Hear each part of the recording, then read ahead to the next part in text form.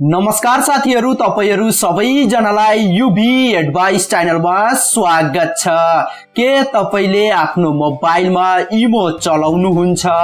यदि तपाईले आफ्नो इमो अकाउन्टबाट कसैसँग कुराकानी गर्नुहुन्छ भने आजको यो भिडियो चाहिँ तपाईहरुको लागि धेरै नै महत्त्वपूर्ण रहेको छ, किनकि साथीहरु आजको यो भिडियोमा मैले तपाईहरुलाई बताउने छु इमो अथवा IMO को एउटा यस्तो सोच्नै नसक्ने खालको नयाँ अपडेटको बारेमा।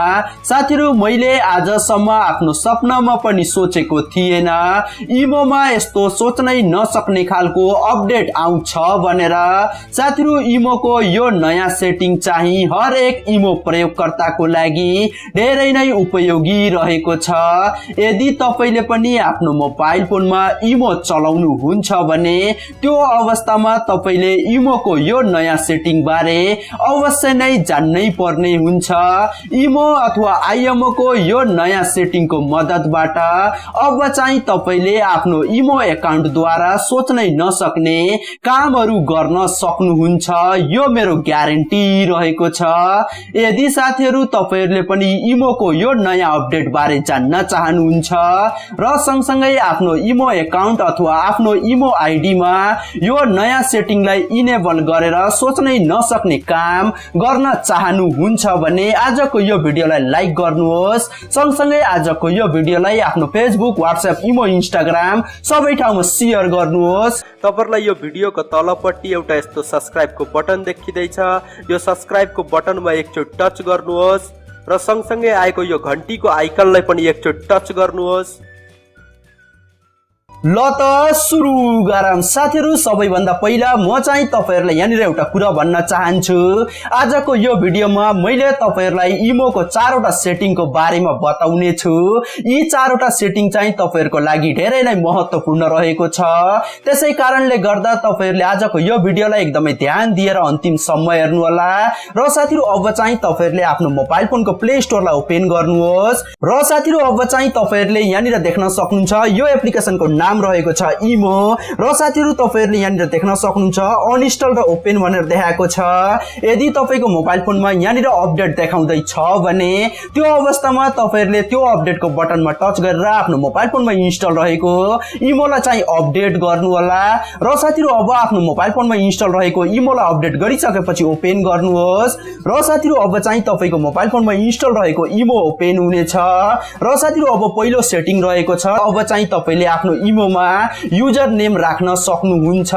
जस्तै साथीहरु पहिला के हुने गर्थ्यो भन्दाखेरि तपाईको कुनै पनि साथीले तपाईलाई इमोमा सर्च गर्नु पर्यो भने अथवा इमोमा एड गर्नु पर्यो भने त्यो अवस्थामा तपाईको साथीले तपाईको मोबाइल नम्बरलाई आफ्नो फोन कन्ट्याक्टमा सेभ गर्नु पर्ने हुन्थ्यो, तब मात्रै तपाईको साथीले तपाईलाई इमोमा एड गर्न सक्थ्यो।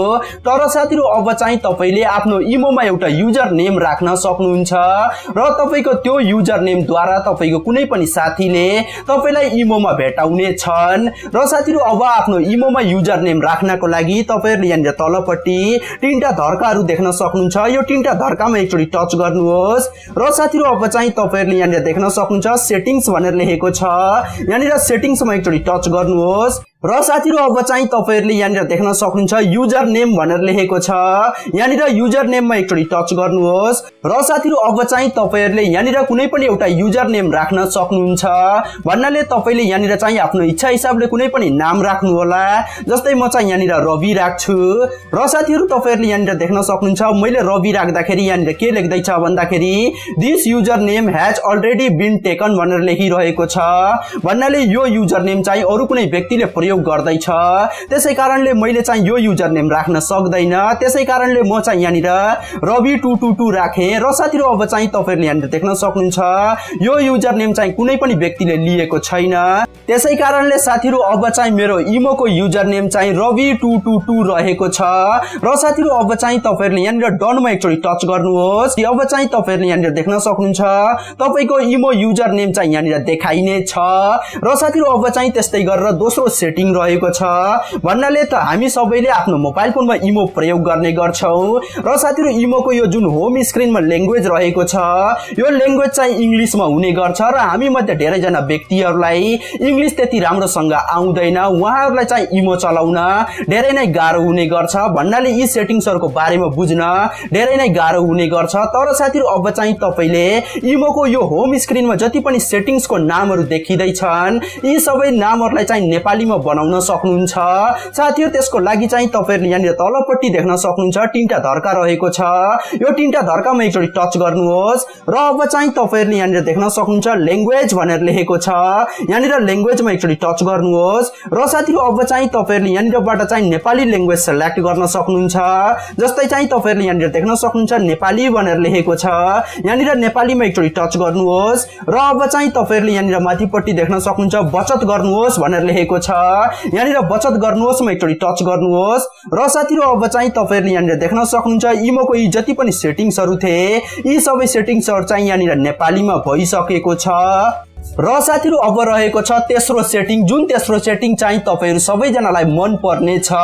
भन्नाले हामी सबैले आफ्नो इमो एकाउन्ट द्वारा थुप्रै व्यक्तिहरुसँग च्याट मेसेज गर्ने गर्छौं अथवा मेसेज पठाउने गर्छौं। जस्तै तपाईहरुले यहाँनिर देख्न सक्नुहुन्छ अहिले चाहिँ मेरो मोबाइल फोनको इमोको यो च्याट मेसेजको ब्याकग्राउन्ड चाहिँ व्हाइट रहेको छ। जस्तै तपाईहरुले यहाँनिर देख्दै हुनुहुन्छ तपाईको पनि मोबाइल फोनमा इन्स्टल रहेको इमोको च्याट मेसेजको ब्याकग्राउन्ड चाहिँ यस्तै व्हाइट होला।